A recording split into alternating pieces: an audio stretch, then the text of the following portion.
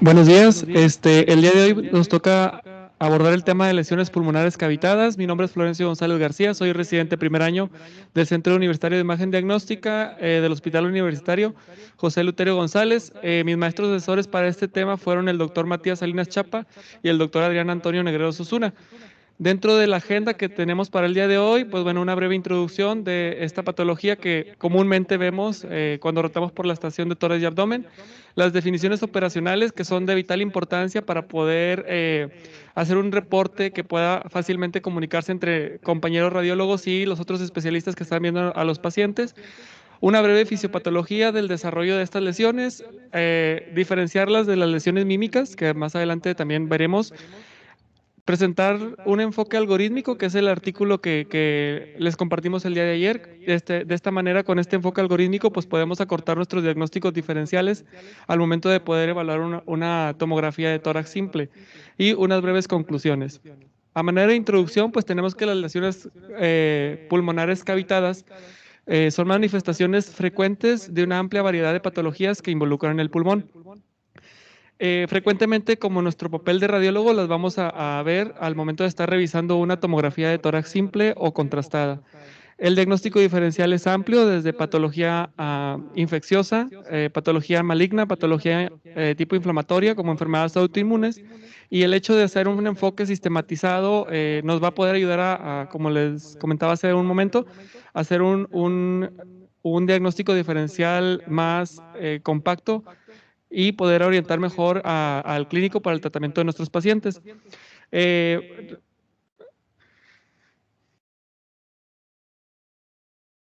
Dentro de las definiciones operacionales, pues bueno, según la definición del glosario de Fleischner, una cavitación es aquel espacio lleno de gas o una radiolucidez que vemos en la tomografía, una zona de muy baja densidad o baja atenuación dentro de un nódulo, una masa o un área de consolidación.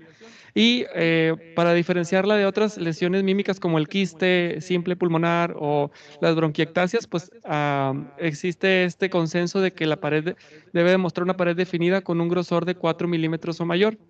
Eso es en cuanto a la lesión cavitada. Ahora, hablando de la temporalidad, podemos subdividirlas en agudo y subagudo y en un cuadro crónico. Esto es de vital importancia si tenemos estudios previos del paciente para hacer la comparación de cuándo se tomó ese estudio previo y actualmente cuánto ha pasado y qué cambios hemos visto en el previo con respecto al actual.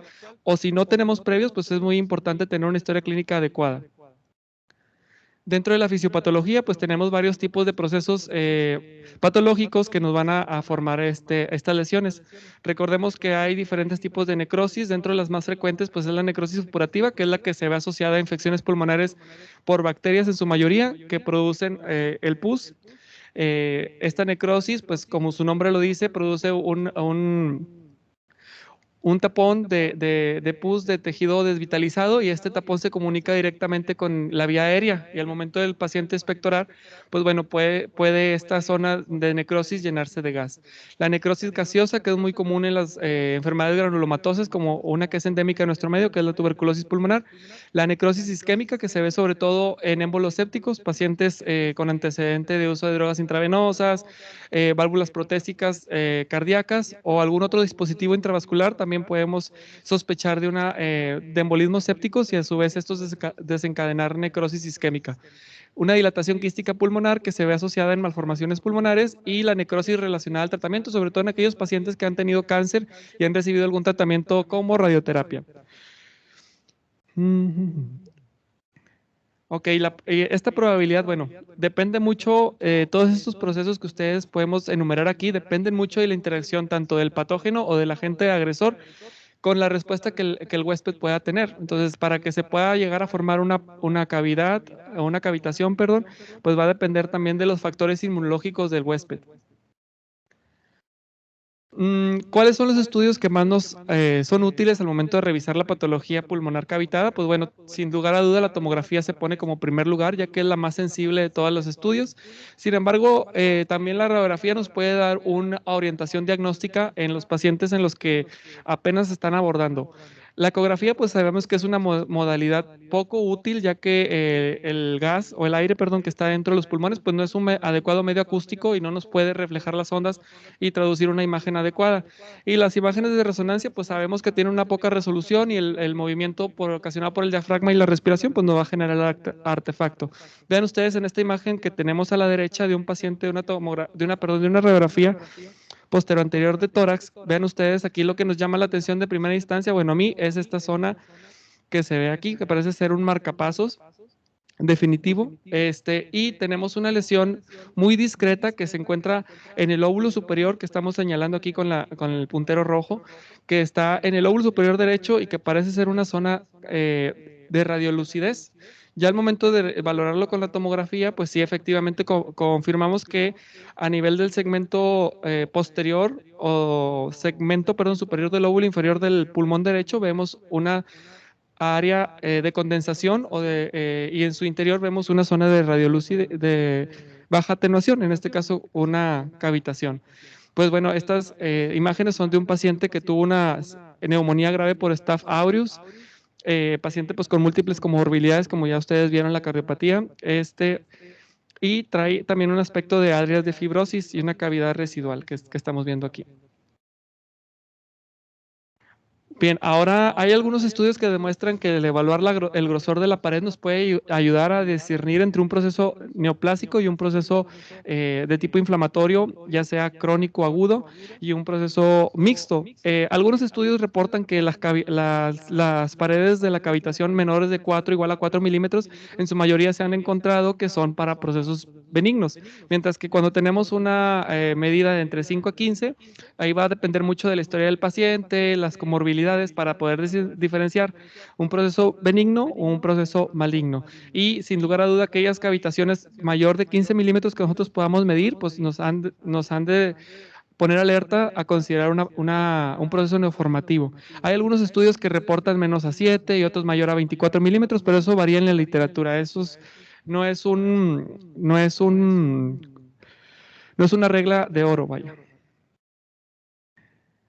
Vean ustedes aquí estas imágenes de radiografía, la primera que mostrábamos acá, en el cual es un paciente masculino de 58 años de edad que él tiene diagnóstico de lupus eritematoso y había estado en tratamiento crónico con esteroides a dosis altas. La radiografía simple que vemos aquí a la izquierda, vemos lesiones nodulares bilaterales y una lesión de aspecto cavitario en el ápice pulmonar del lado izquierdo.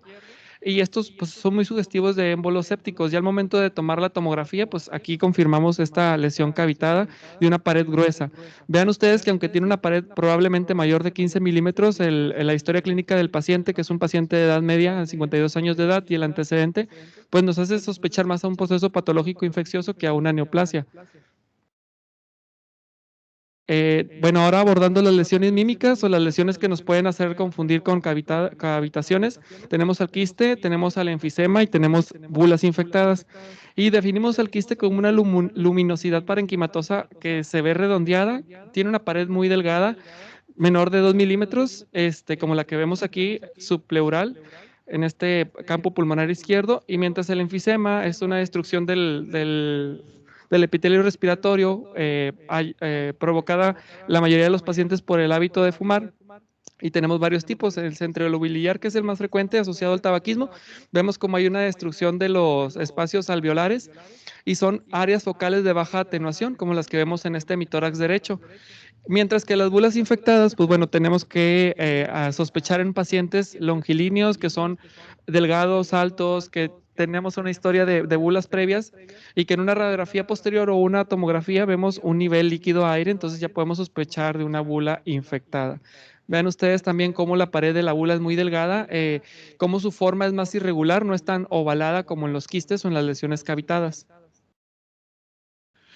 Bien, y ahora otras lesiones que también nos pueden hacer sospechar de una cavitación, pues son las bronquiectasias quísticas, que esta es una dilatación del bronquio, de los bronquios terminales o bronquiolos respiratorios, debido a una patología previa del paciente, en su mayoría de los casos por una tuberculosis.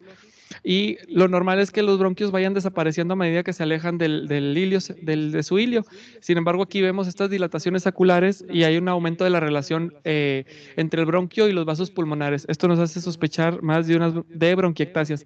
Si nosotros podemos desdoblar la imagen, vamos a ver cómo estas áreas de baja atenuación que sugieren cavidades, perdón, se comunican con el bronquio. Entonces ahí podremos hacer el diagnóstico diferencial.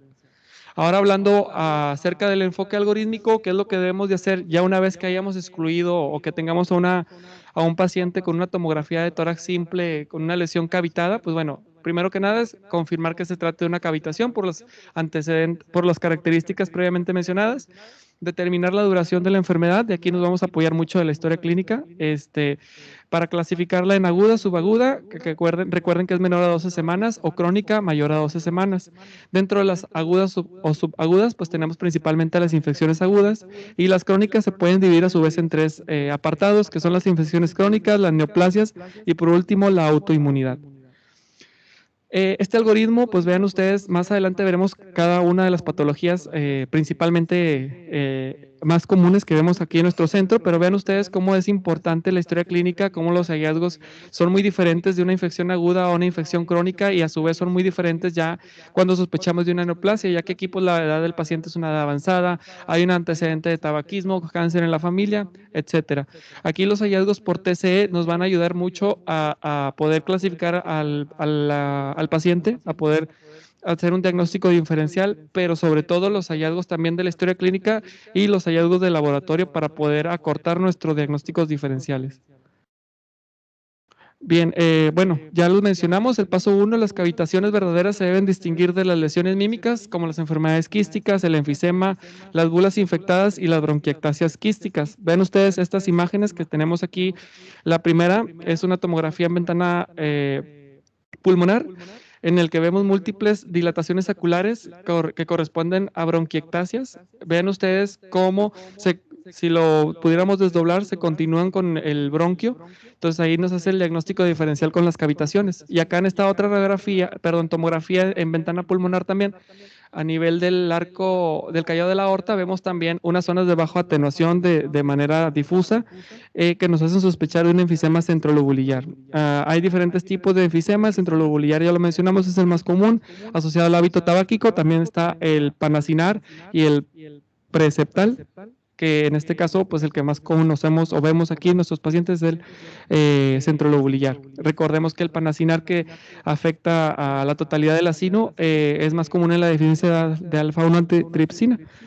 Y ven ustedes esta otra lesión que es una bula también infectada. En este caso vemos un nivel líquido aire que nos señala aquí la flecha y vemos cómo esta zona de baja atenuación corresponde a una bula.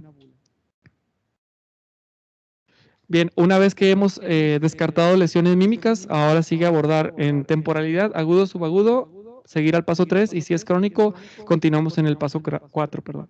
Dentro del paso 3, pues primero que nada tenemos que descartar una infección reciente, de ahí que es muy importante los antecedentes de los pacientes y los datos del laboratorio. Recuerden ustedes que las infecciones, y en su mayoría bacterianas agudas, se presentan con el paciente la mayoría de las veces con tos, fiebre, escalofríos, disnea en algunos casos, y los datos del laboratorio nos ayudan bastante al poder nosotros revisar que tenga una leucocitosis con desviación a la izquierda, que tenga una elevación de la eh, velocidad de sedimentación globular o la proteína C reactiva, más aparte tener estas imágenes, pues obviamente que nos ayuda a dar un diagnóstico correcto. En cuanto a las infecciones agudas, pues tenemos estas principalmente, abscesos pulmonares, la neumonía necrotizante, émbolos sépticos y las infecciones micóticas agudas, que la mayoría de las veces las micóticas tienden a ser crónicas, sin embargo, hay unas que sí tienen una presentación aguda, que más adelante veremos. Aquí en esta imagen que ven ustedes a su izquierda es una tomografía axial en corte, es una tomografía computada, perdón, en corte axial con ventana para pulmón, en el cual nos llama la atención que en el segmento superior del lóbulo inferior está esta imagen, esta área de consolidación, que en su interior ya presenta una área de lucidez o de baja atenuación. Esto nos hace sospechar por la sintomatología de nuestros pacientes, pues que probablemente se trate de un absceso, que por lo regular se presentan de esa manera. Y en esta otra zona también, en esta otra, perdón, imagen, vean ustedes cómo hay una zona de cavitación que tiene una pared gruesa, perdón, que tiene bordes externos irregulares, un borde interno regular, y hay un infiltrado en vidrio despulido o deslustrado que nos hace sospechar de una patología aguda.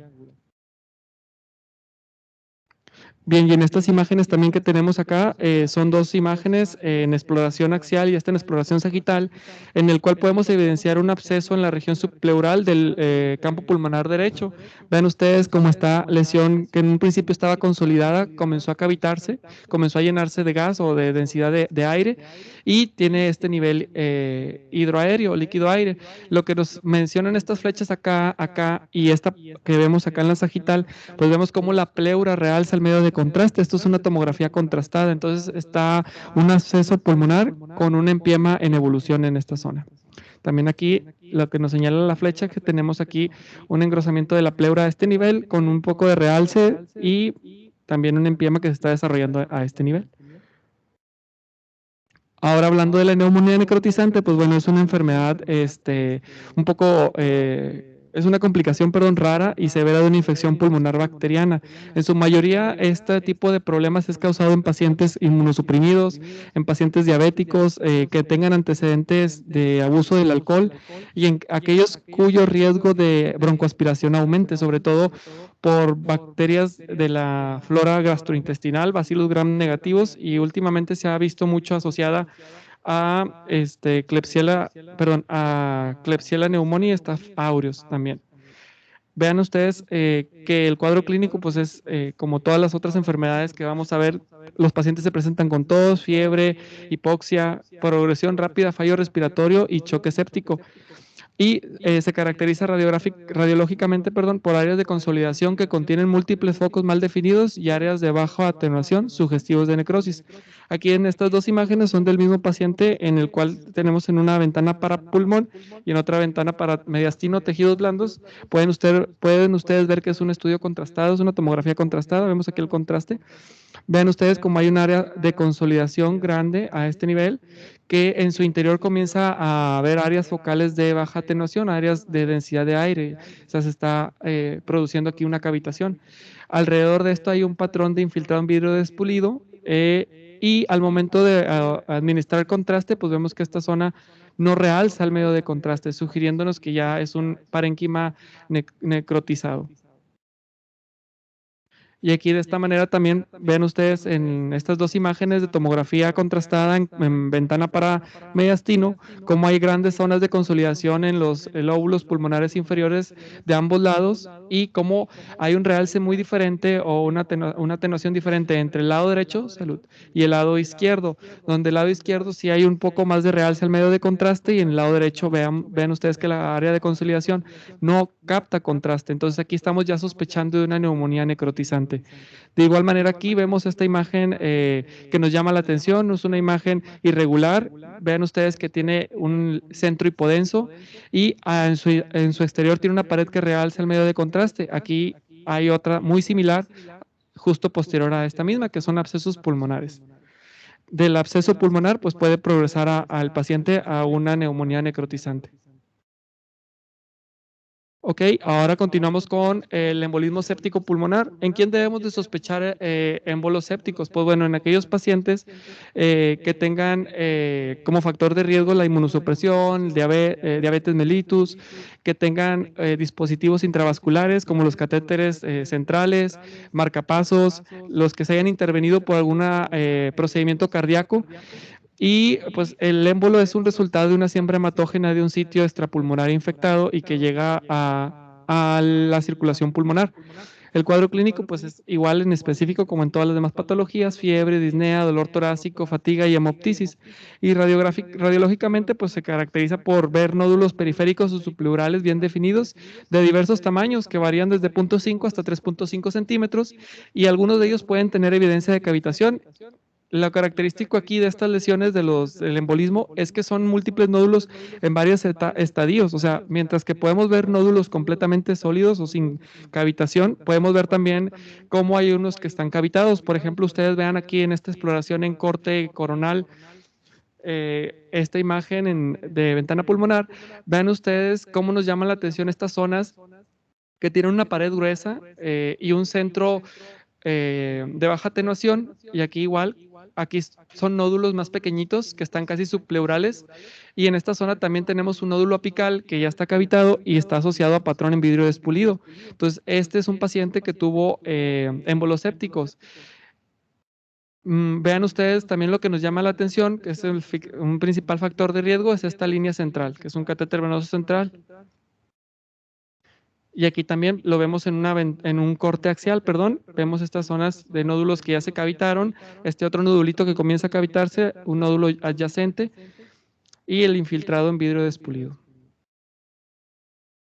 Muy bien, pues aquí tenemos otras imágenes también características de los émbolos sépticos.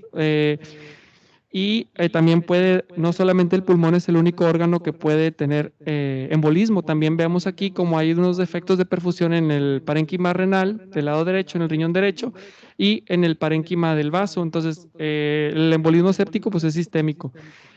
También se caracteriza por presentarse en forma de cuña con la base amplia dirigida hacia la pleura, y hay una rápida evolución a cavitaciones, como habíamos comentado. Este es un hombre de 22 años con antecedente de abuso de drogas vía intravenoso.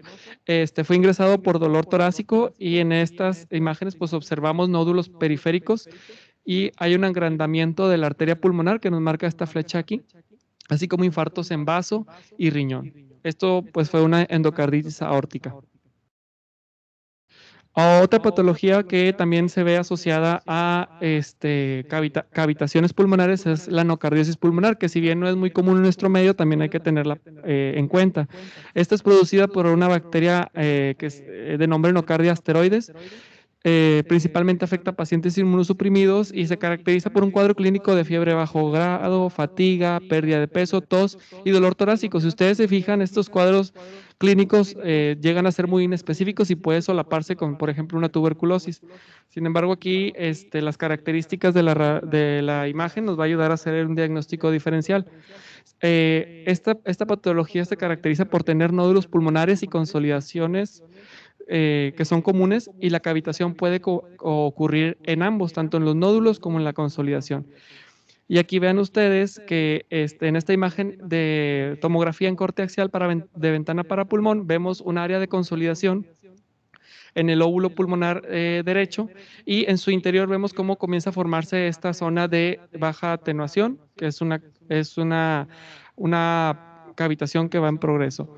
Sabemos que la anocardiosis, su principal vía de entrada es vía aérea al momento de inhalar esta bacteria del suelo, y el sitio más común de afección extrapulmonar pues es el sistema nervioso central.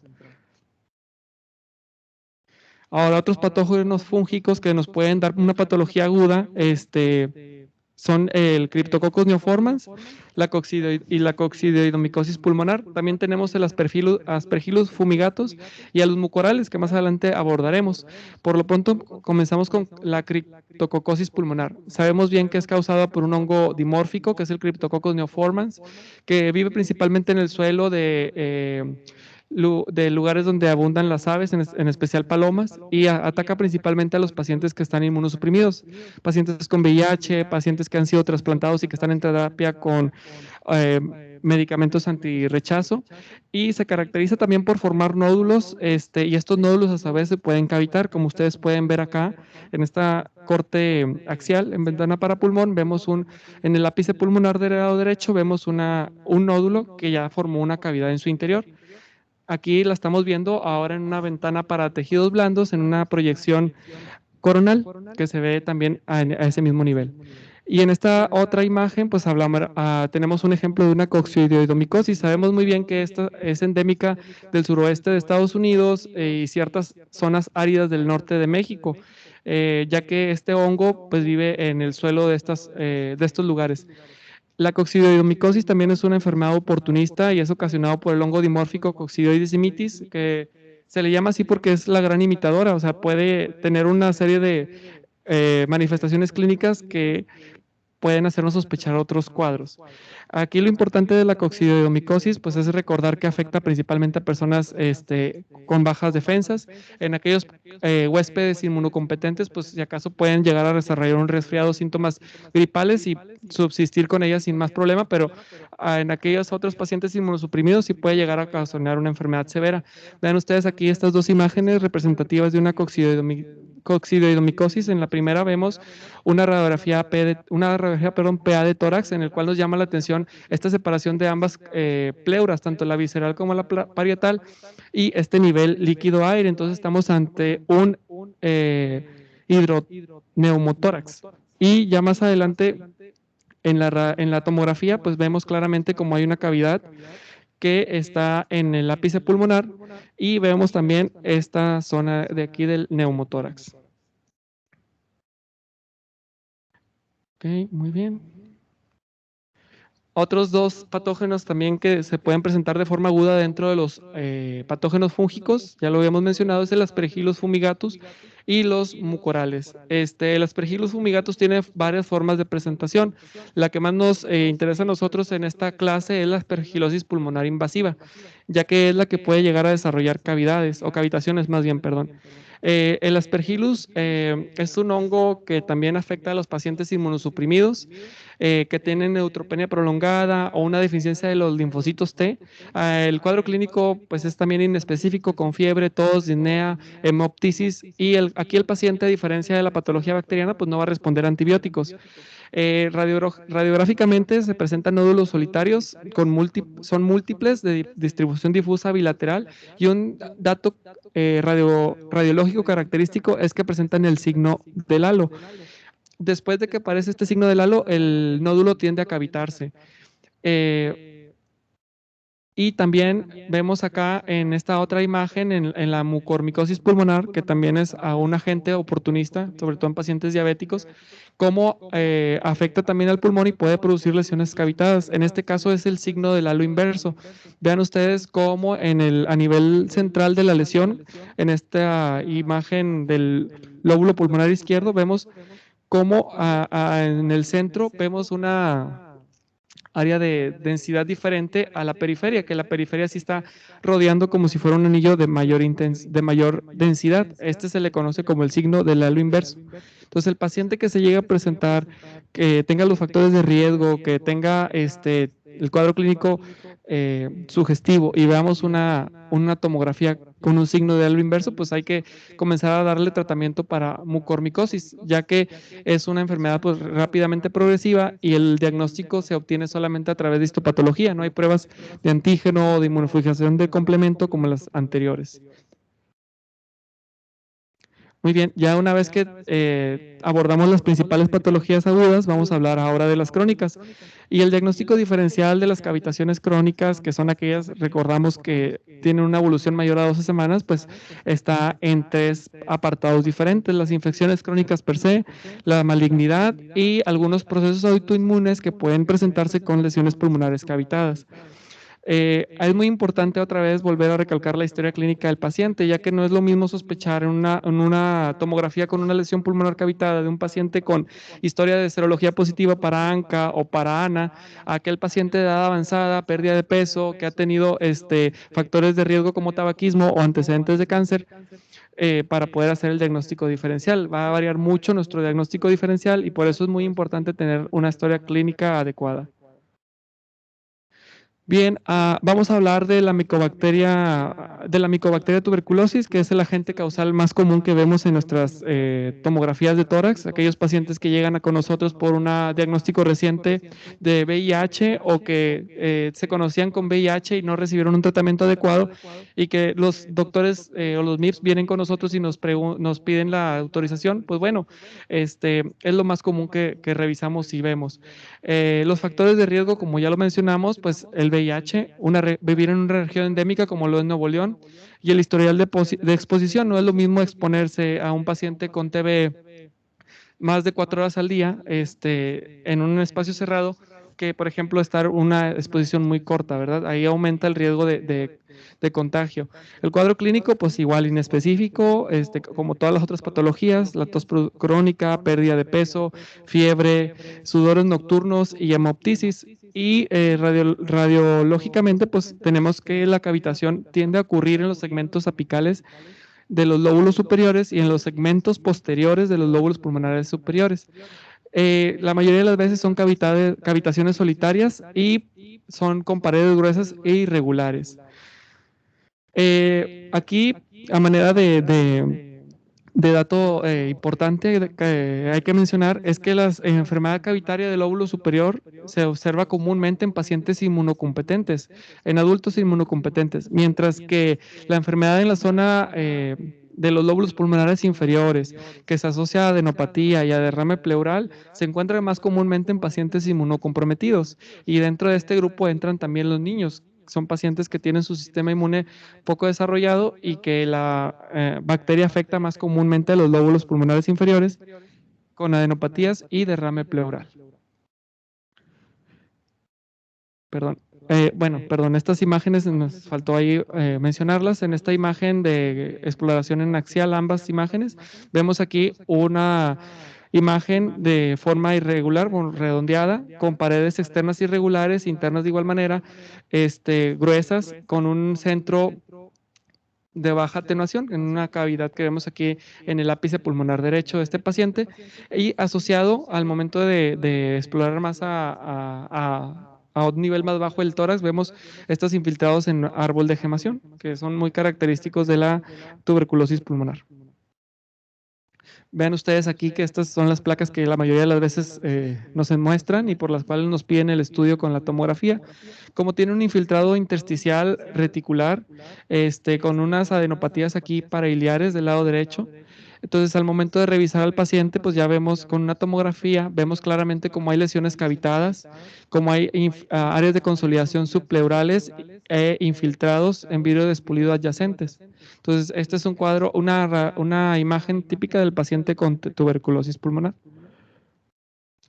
Igual manera, aquí hay otra lesión cavitada. Vean ustedes cómo en esta tomografía contrastada, en ventana para mediastino o para tejidos blandos, vemos un área o una imagen ovalada de bordes bien definidos, de una pared delgada, que en su centro tiene una densidad tanto de aire como de líquido o de tejido ahí en esa zona. Entonces, ahí también estamos ante el desarrollo de una cavitación a ese nivel. Y vean ustedes que también en esta radiografía, tomografía contrastada, vean cómo este ganglio linfático en el mediastino tiene un centro más hipodenso, evidentemente que ya está necrosado, y una zona de realce en su periferia. Es común también encontrar este tipo de adenopatías en los pacientes que se presentan por TB, por tuberculosis. Aquí tenemos otros ejemplos también de la misma patología. Vean ustedes cómo hay múltiples nódulos perilesionales alrededor de esta cavidad que nos marcan estas flechas. Esto es en torno a una mujer de 65 años que se presentó con disnea y que fue ingresada por neumonía. Sin embargo, tras el tratamiento, pues no mejoraba. Se le realizó esta tomografía, en un principio sospechaban de una embolia pulmonar y las imágenes pues mostraron múltiples nódulos cavitarios muy pequeños en la parte superior y en ambos lóbulos inferiores de ambos lados de predominio. Ustedes pueden ver aquí del lado derecho. El reporte de microbiología pues resultó positivo para tuberculosis. Y este es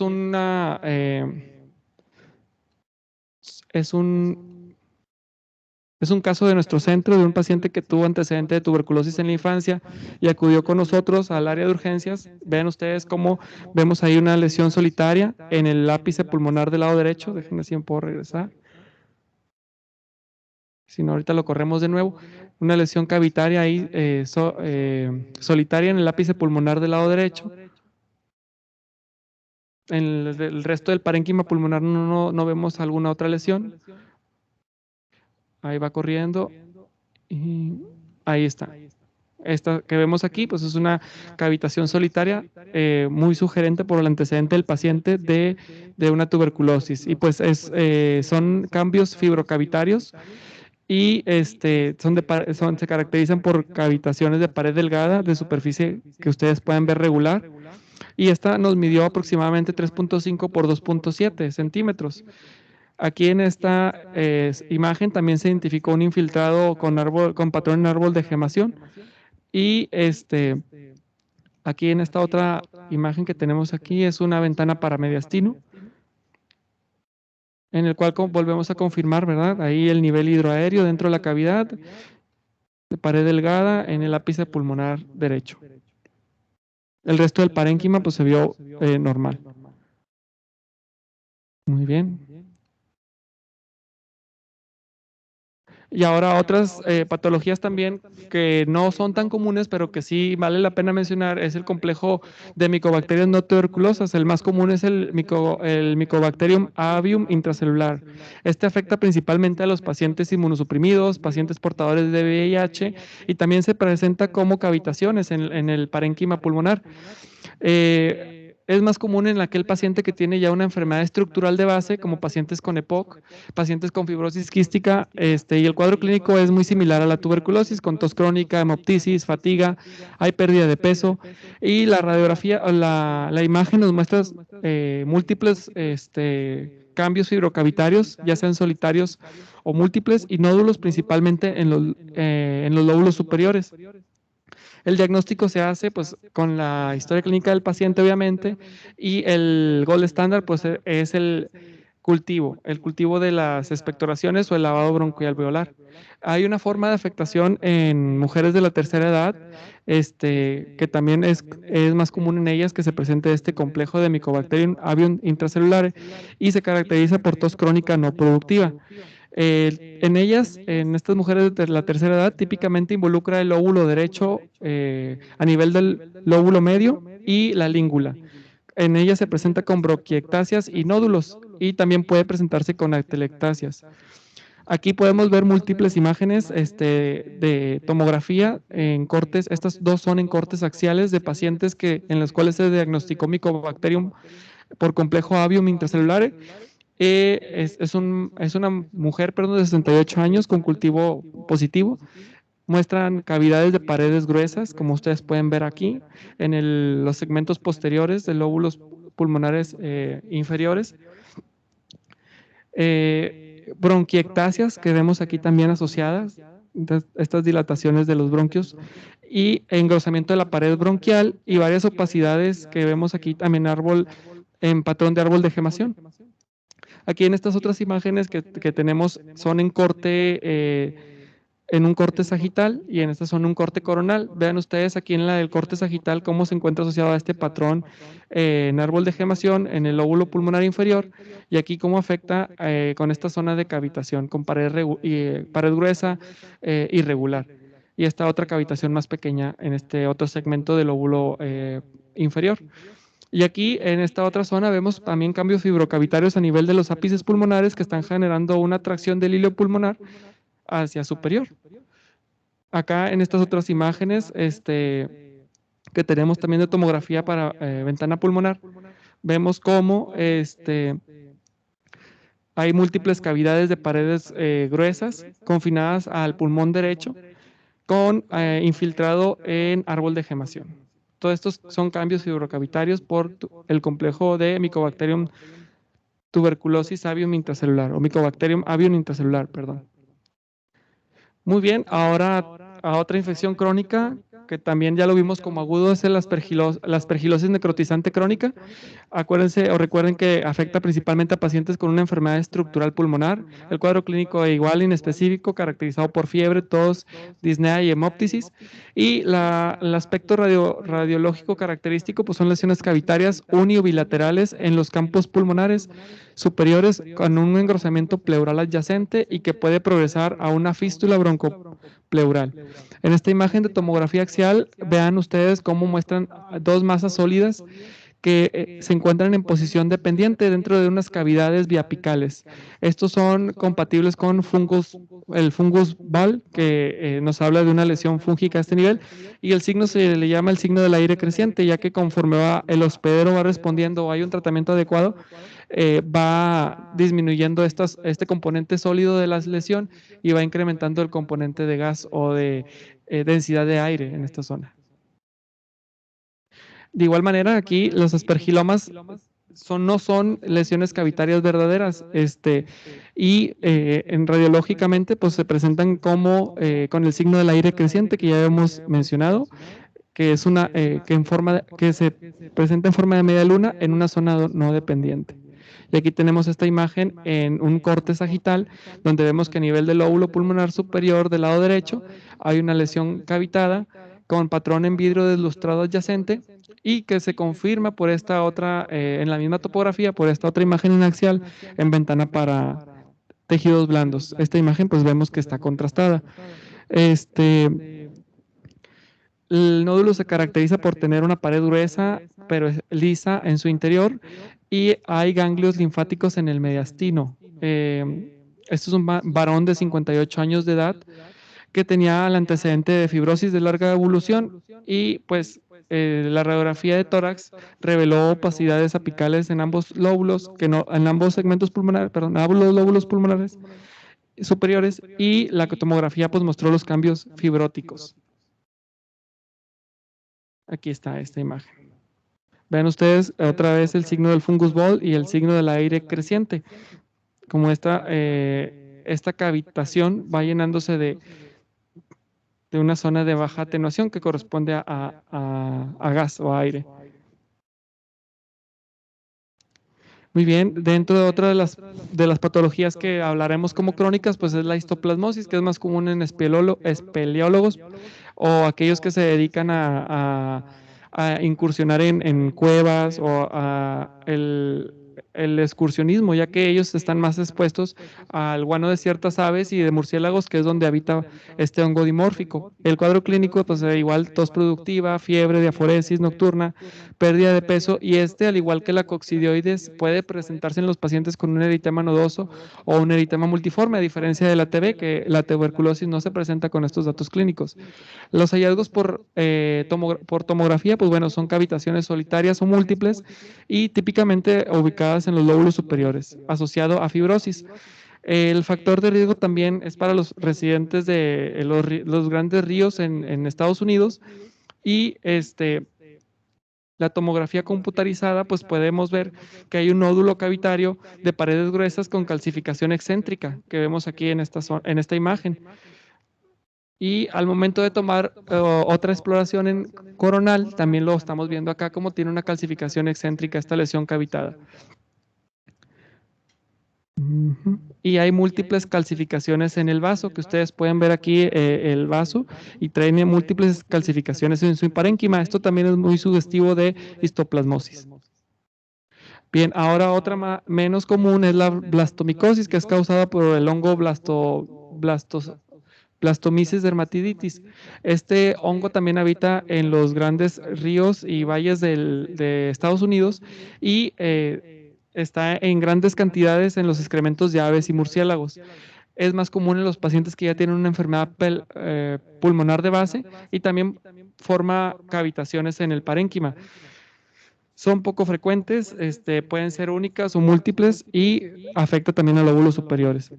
Aquí, como dato adicional en la exploración clínica, pues el paciente también puede presentarse con lesiones en piel, además de estas lesiones pulmonares cavitadas. La equinococosis, bueno, pues este es un parásito común en países de Sudamérica. El paciente puede permanecer asintomático por año y es provocado por el Echinococcus granulosus. Se caracteriza por presentarse el paciente con fiebre, tos, hemoptisis, y si el parásito rompe su contenido, puede haber un cuadro de anafilaxia en el paciente. Hay un involucro pulmonar solamente en el 20 a 30% de los casos, ya que la principal forma de presentación de esta enfermedad es a nivel de hígado, donde forma también los quistes hidatídicos. Y puede formar el signo del lirio del agua, como el que vemos aquí en esta imagen, donde vemos una tomografía de tórax en corte axial contrastada para ventana pulmonar, en el que observamos una zona de consolidación grande en el lóbulo pulmonar derecho, y en su interior podemos ver una zona cavitada con el signo del lirio del agua, característico de esta enfermedad. Otra muy rara también pero puede presentar cavitaciones es la papilomatosis tracobronquial. Esta es causada por el virus del papiloma. Se caracteriza radiológicamente por presentarse con atelectasias, progresar a nódulos cavitarios. Y aquí la importancia es de que estos nódulos de bordes de paredes irregulares, nodulares, pueden progresar a una transformación maligna de carcinoma de células escamosas hasta en un 3 a un 5%. Bien, ahora hablando de las neoplasias, pues bueno, es otro diagnóstico diferencial en el cual tenemos que pensar en los pacientes con lesiones pulmonares. Recuerden ustedes que la medida del grosor de la pared también era importante y en aquellos en los cuales el grosor era mayor a 15 milímetros, pues es altamente sugestivo de malignidad, en más del 90% de los casos. Estas lesiones se presentan como nódulos solitarios, principalmente en los ápices pulmonares que progresan a una cavitación, perdón. El antecedente de importancia aquí es el tabaquismo, pacientes de edad avanzada, la pérdida de peso y el antecedente en ellos de algún cáncer previo o una historial de cáncer de cabeza y cuello, cáncer en la región cervical, que estos también pueden producir metástasis a pulmón y pueden desarrollar lesiones cavitadas. Aquí el carcinoma nos mencionan de células escamosas es el que se presenta más comúnmente con cavitaciones y en esta imagen que ustedes pueden ver acá hay un carcinoma, lesión cavitada en el lóbulo pulmonar derecho, en el lóbulo superior pulmonar derecho, que se caracteriza por tener una pared gruesa de bordes irregulares, tanto externos como internos, y el diagnóstico de este paciente pues, fue el de un carcinoma epidermoide. El carcinoma epidermoide, debido a su rápida descamación, producción de células epiteliales, pues puede formar con más frecuencia estas lesiones cavitadas que el adenocarcinoma o los cánceres de células pulmonares pequeñas. Por eso también es una explicación de que es más frecuente las lesiones pulmonares cavitadas en este tipo de neoplasia. Aquí tenemos otras imágenes también, la primera en un corte axial y la segunda en un corte coronal, donde nos llama la atención esta cavitación de paredes gruesas que tiene pues paredes irregulares externas, que tiene también en el corte coronal paredes irregulares internas y que se mantiene también de un grosor mayor a 15 milímetros. Entonces aquí este paciente también fue diagnosticado con carcinoma de células escamosas del pulmón. Y en estas otras imágenes, pues es una paciente femenina de 65 años de edad con antecedente de tabaquismo de 50 años. Ingresó a la sala por historia de hemoptisis, malestar general y negaba fiebre. Aquí la tomografía, pues lo que nos llama la atención es que hay una gran cavidad que tiene un espesor variable. Aquí en ventana para pulmón y en ventana para tejidos blandos o de mediastino, vemos que su pared es gruesa, que es irregular. Aquellas lesiones que también tienen una indentación externa o interna con forma irregular también son altamente sugestivas de neoplasia. Y en esta otra imagen que tenemos aquí, aunque parece más un quiste simple, si ustedes se fijan, su pared es muy delgada, tiene una forma regular, está muy redondeada y lo vemos y nosotros podemos decir, pues es un sugestivo de una lesión cavitada benigna o un proceso de enfisema o de una lesión quística simple en el pulmón. Sin embargo, también el cáncer puede presentarse con estas características. En este caso es un paciente de 70 años de edad que ingresa por disnea en decúbito supino, sin fiebre ni tos, y en el lóbulo superior izquierdo se observa esta imagen cavitada de paredes muy delgadas. Y en este caso la biopsia demostró que era un adenocarcinoma. Entonces ahí es muy importante correlacionar con la historia clínica del paciente. Muy bien, y otras lesiones también que se pueden cavitar y presentarse en el pulmón son las metástasis, principalmente aquellas provenientes de cáncer de cabeza y cuello, piel o sarcomas, y los hallazgos van a ser variados. Uno de los principales signos que se menciona, sobre todo de las neoplasias del tracto gastrointestinal, es el signo de cherio, como el cereal, Chirius, algo así, ¿no? Bueno, ese signo es el que más se asocia a las neoplasias del sistema gastrointestinal. Y aquí vemos dos imágenes, una en corte axial y otra en corte sagital, donde vemos múltiples nódulos pequeñitos, algunos de los cuales están ya cavitados y nos da el aspecto del signo del cereal del chirio. Y en esta otra imagen de PET vemos como hay un alta captación en el PET, al radiofármaco, y los resultados de la biopsia pues ayudó a confirmar que se trataba de una lesión cavitada metastásica por un cáncer de páncreas. Muy bien, ya por último vamos a hablar de las dos patologías en el cual el sistema inmune juega un papel fundamental. La primera es la artritis reumatoide, bien saben ustedes que afecta más a mujeres en edad media. La principal característica o la principal hallazgo por tomografía en el pulmón pues es una enfermedad pulmonar intersticial y algunos pacientes pueden llegar a desarrollar los nódulos reumatoideos que eventualmente pueden llegar a presentar cavitaciones, como en este caso, que vemos una tomografía en corte axial. Vean ustedes esta nódulo que fue cavitándose y presentó esta pacientita con antecedente de artritis reumatoide. Es común también que estas pacientes puedan tener la enfermedad pulmonar intersticial caracterizada por bronquiectasias y un patrón en panalización. Sin embargo, en este caso, pues es nada más la cavitación la que nos interesa. Esta mujer tiene 45 años y una historia de 30 años de ser portadora de artritis reumatoide y de manera incidental se descubrió este nódulo pulmonar que se demuestra irregular, lobulado, en el lóbulo superior izquierdo. Y los resultados de esta biopsia pues ayudaron a confirmar que se trataba de un nódulo reumatoideo. En este tipo de pacientes hay que tener especial atención porque estos nódulos también pueden ser sugestivos o pueden ser un cáncer. Ok, la siguiente imagen son dos imágenes de tomografía de un paciente masculino, que es muy raro, ¿verdad? Pero sí puede pasar que padezca de artritis reumatoide de larga duración. Este paciente pues estaba inmunosuprimido debido al tratamiento con el metrotexate y se solicitó una tomografía de tórax por una tos crónica. Esta tomografía pues muestra múltiples nódulos centrolobulillares en el pulmón izquierdo que vemos aquí dentro de esta zona marcada, que eran bronquiolitis por la artritis reumatoide. Y además se observa este nódulo subpleural que tiene una pared gruesa y que resultó ser una cavitación. Un mes después, ven ustedes aquí la evolución, aquí el nódulo casi tiende a desaparecer. Entonces, esto nos habla de que es un nódulo reumatoideo y no de un probable cáncer a este nivel. Y por último, la granulomatosis con poliangiitis, antes conocida como granulomatosis de Wegener, pues se presentan aquellos pacientes que tienen anticuerpos positivos para P-ANCA o C-ANCA, que son anticuerpos anticitoplasmáticos contra el neutrófilo. Y los principales órganos afectados es el pulmón, el riñón, y pueden presentarse con epistaxis o con una síndrome nefrótico o nefrítico. Hablando de la radiología, nuestro papel aquí pues es identificar que pueden presentarse nódulos múltiples bilaterales y la cavitación en ellos puede ocurrir desde el 25 al 50%. Generalmente se presentan lesiones pulmonares cavitadas de paredes gruesas. Y aquí es muy importante conocer el antecedente de los pacientes para no confundir estas zonas de cavitaciones con otras patologías como infecciones o metástasis o alguna otra patología que nos haga sospechar. Entonces aquí es importante también conocer la historia de los pacientes. Aquí tenemos estas imágenes también de un paciente, de una paciente, perdón, de 74 años de edad que fue ingresada al servicio de urgencias por tos productiva y disnea.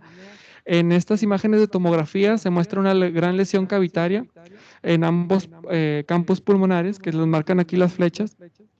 Aquí en el campo pulmonar del lado izquierdo y aquí en el derecho. Y después de 3 años, los nódulos ya se habían convertido en quistes. Si ustedes se fijan, esta comparativa es con la que ingresó la primera vez a urgencias y 3 años después, vean cómo la zona de cavitación se redujo en el campo pulmonar del lado izquierdo y aquí en el derecho, cómo la zona también de cavitación se redujo a un quiste simple, 3 años después de esta tomografía. Ahora hay que hacer un diagnóstico diferencial con otras enfermedades quísticas que también pueden presentarse sugestivas de cavitaciones. Entre las principales que tenemos aquí es la linfangioliomyomatosis.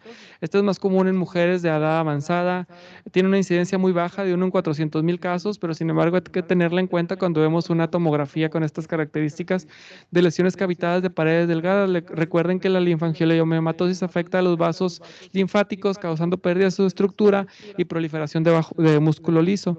El antecedente en ellos de un angiomiolipoma también es muy sugerente. En este caso, esta paciente tenía un angiomiolipoma que fue resecado y después se le tomó esta tomografía y como hallazgo encontraron que tenía estas lesiones quísticas. El angiomielipoma, la esclerosis tuberosa. Está asociada a la esclerosis tuberosa. Muy bien. Y esta otra imagen que también nos puede dar una patología similar a las lesiones pulmonares cavitadas es la neumonía linfocítica intersticial. En este caso, de esta imagen que tenemos aquí es una mujer de 71 años de edad que padeció de lupus y fue admitido por disnea y tos crónica. Esta tomografía, pues ustedes vean acá, que tiene lesiones cavitadas de pared delgada y que se ven aquí a la derecha y a la izquierda, y el diagnóstico en ella fue de una neumonía intersticial por lupus. El neumocitis girovechi también nos puede dar lesiones cavitadas, sin embargo aquí el paciente pues tiene un infiltrado en patrón en vidrio despulido, difuso, bilateral, y las cavidades pues son de paredes gruesas, delgadas. Y por último las bronquiectasias quísticas, que también pueden ser confundidas con cavitaciones, sin embargo como lo mencionamos previamente, estas lesiones que parecen cavitaciones se continúan con el bronquio, como nos marca aquí en la reconstrucción en sagital de esta imagen. Y a manera de conclusión, pues tenemos que diagnosticar la causa de la enfermedad pulmonar cavitaria, pues es un desafío para la mayoría de nosotros. Aquí los hallazgos radiográficos por sí solos, la mayoría de las veces suelen ser insuficientes para obtener resultados definitivos diagnósticos, de ahí que nos basamos mucho en el cuadro clínico del paciente, los antecedentes y los datos del laboratorio. Y gracias a la radiología, pues se han logrado avances significativos en las imágenes de tórax con la tomografía computarizada. Con esto yo termino mi participación. No sé si tengan alguna duda, algún comentario o sugerencia.